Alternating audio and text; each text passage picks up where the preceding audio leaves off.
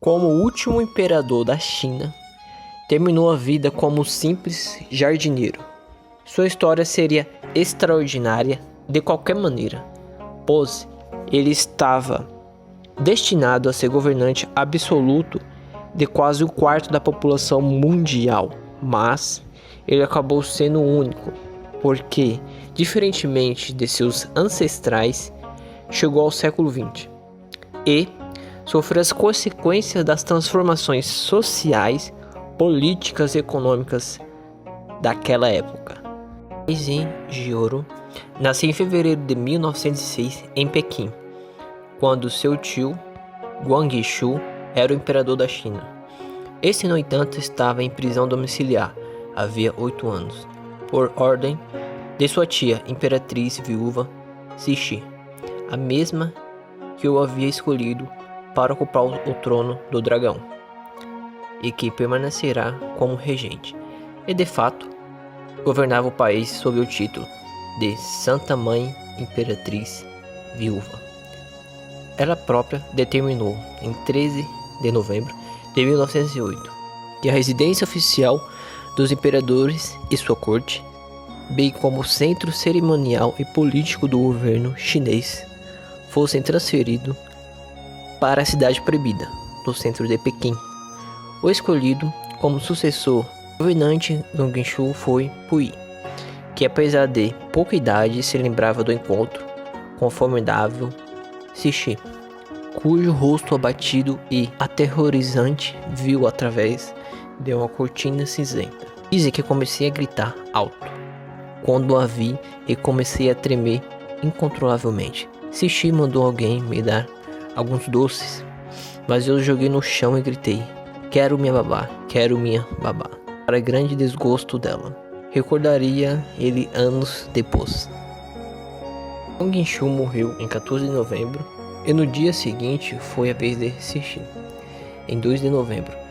2 meses após seu terceiro aniversário, Puyi foi chamado de Sua Majestade, o Imperador, o Senhor de 10.000 anos, o Filho do Céu. Depois da realização da grande cerimônia de tronização, uma cerimônia que estraguei com minhas lágrimas, escreveria ele tempos depois em sua autobiografia, que também serviria de fonte para o filme O Último Imperador, 1987, do cineasta italiano Bernardo. Puyi se tornou o 12º imperador da dinastia Qin e o mais jovem na longa história imperial chinesa. Sua dinastia. Puyi era descendente das tribos Manchu, que venceram os Ming e fundaram a dinastia Qin em 1644, sob a qual a China dobrou de tamanho, ao incluir Xinjiang no extremo oeste, assim como a Mongólia e o Tibete, criando praticamente o formato territorial que a China tem até hoje. A nova dinastia tolerou uma diversidade de povos e religiões e criou grandes empreendimentos culturais. No século XVIII, a China era indiscutivelmente a maior economia do mundo, um país próspero com uma cultura rica. Seus imperadores viviam no coração de sua opulente capital, Pequim, cercados por guardas imperiais e familiares nobres manchus. Mas no século XIX, a dinastia Qin começou a enfraquecer, incapaz de defender a China de agressões militares de forças britânicas, americanas, francesas, alemãs e japonesas.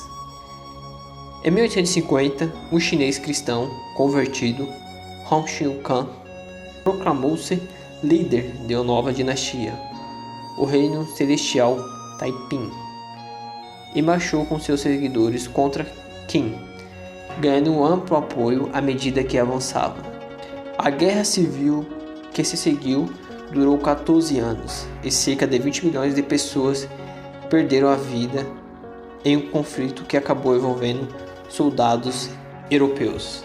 A rebelião de Taiping foi um dos eventos mais importantes na China no século XIX, assim como o Levante de Boxers, também conhecido como Levante de Yetam, uma rebelião de aldeões das províncias do norte que estavam desesperados e famintos e passaram a responsabilizar estrangeiros por sua situação, expulsando mercadores e missionários.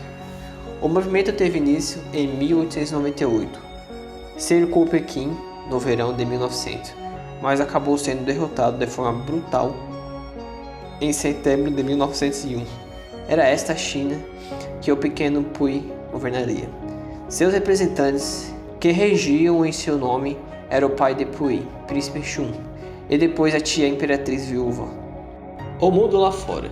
Em outras épocas, a fraqueza da dinastia Qin teria levado ao surgimento de outra, mas o século XX ampliou o leque de possibilidades. Enquanto Puyi era formado para o seu papel de governante e rodeado de privilégios que incluíam até ser dono de outras pessoas, como os eunucos que cuidavam dele e tinham que obedecer a cada um de seus caprichos. Uma revolução estava sendo forjada contra o poder de sua dinastia. Para muitos chineses, esses governantes tinham perdido o mandato divino.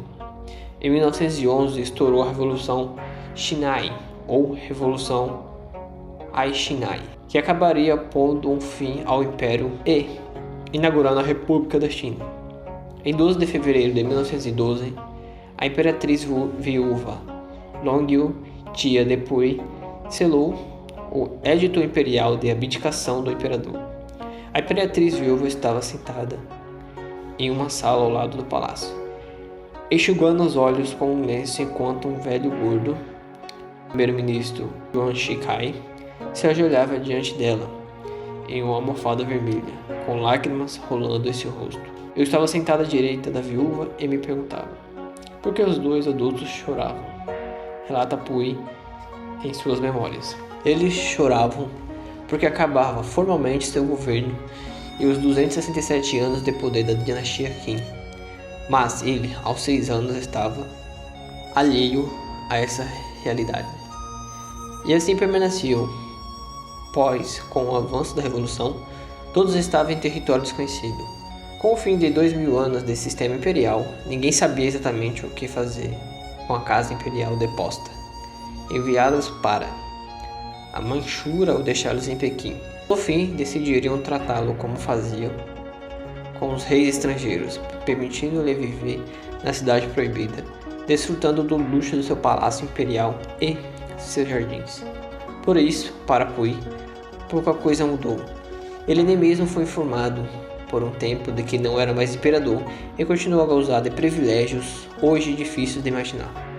Na época em que a China passou a ser uma república e a humanidade avançou para o século XX, eu ainda vivia como imperador, respirando a poeira do século XIX, escreveu ele. Em 1917, ele chegou a ser renomeado como imperador pelo general pró-monárquico Zhang Xun, que deu um golpe e assumiu o posto de regente do império, mas isso durou apenas 2 semanas, e Puyi e sua corte não foram responsabilizados pelo ocorrido. Prisioneiro cruel.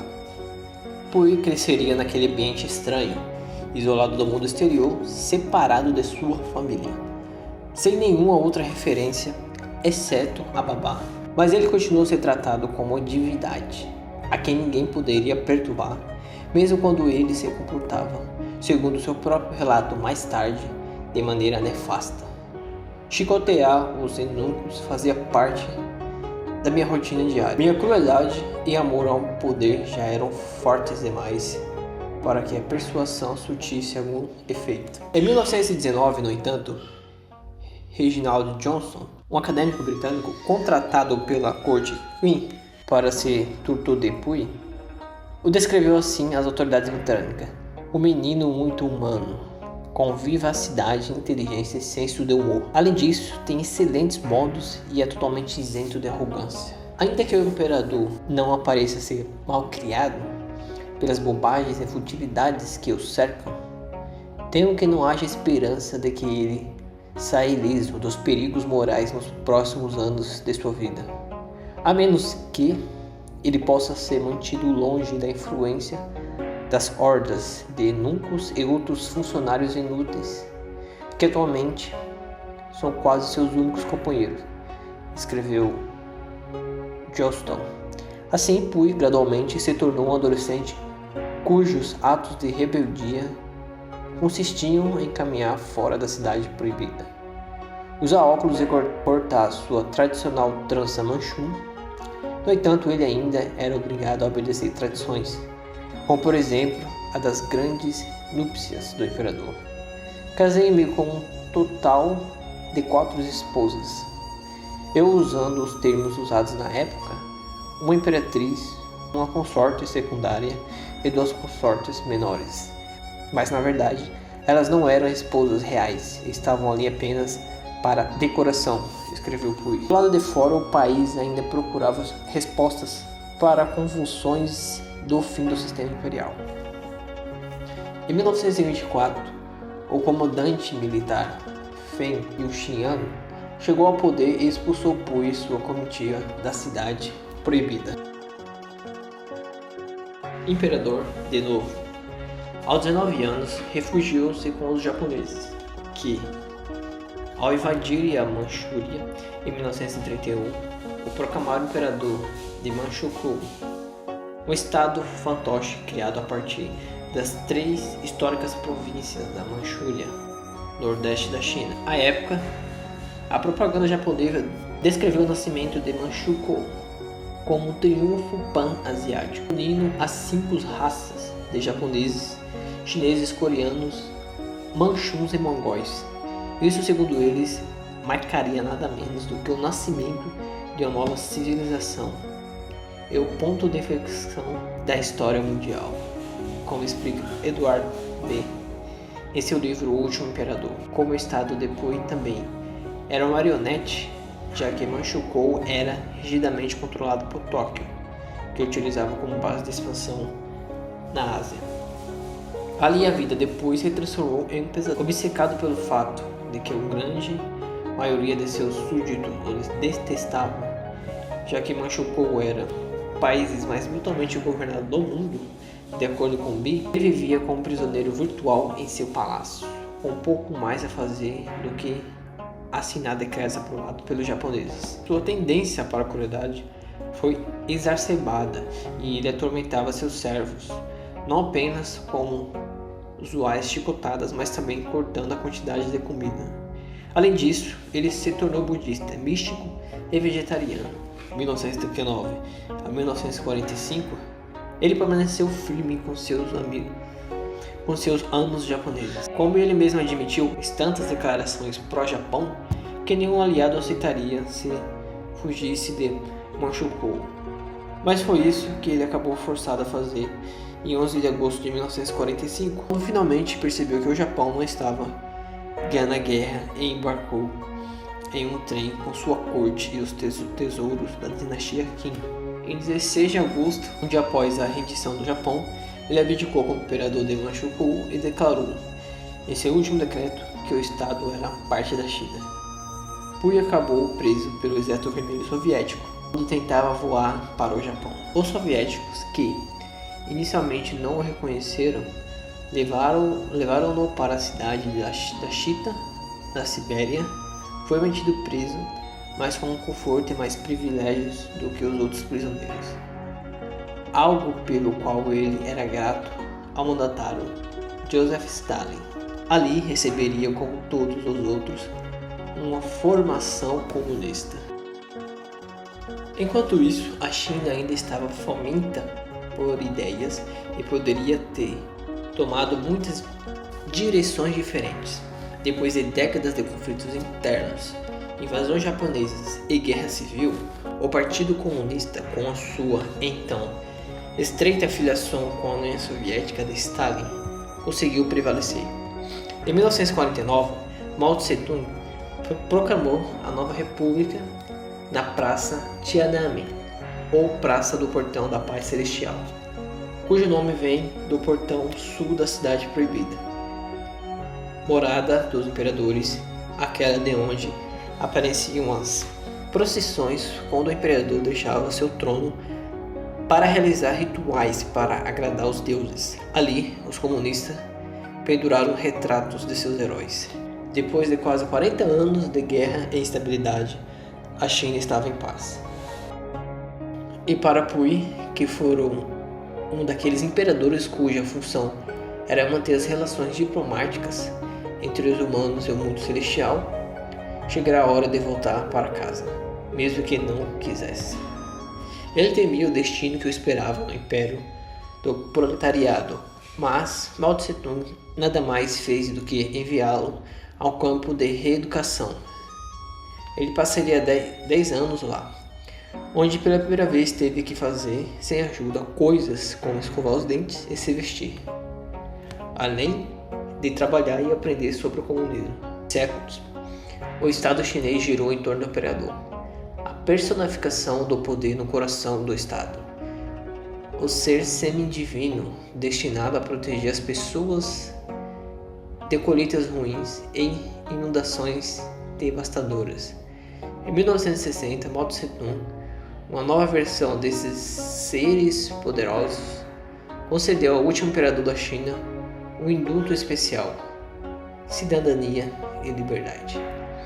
A partir de 1964, o homem que já governou o país mais populoso do mundo passou a trabalhar como assistente de jardinagem no Jardim Botânico de Pequim e depois como editor no Departamento de Literatura da Conferência Consultiva Política do Povo Chinês. E ele também escreveu uma autobiografia, De Imperador a Cidadão, que foi endossado por altos funcionários do Partido Comunista Chinês. Ele indicou ter aprendido lições da educação socialista gratuita, julgar por declarações em seu livro, e outras que deu em ocasião, como no casamento com Li Suxian, enfermeira do hospital, em 1962, quando proclamou: "Vamos nos lembrar desse dia e continuar a aprender com a classe trabalhadora por todos os nossos futuros dias juntos. Eu odeio a primeira metade da minha vida, porque foi uma experiência humilhante ser explorador e um parasita", disse ex-imperador Puyi.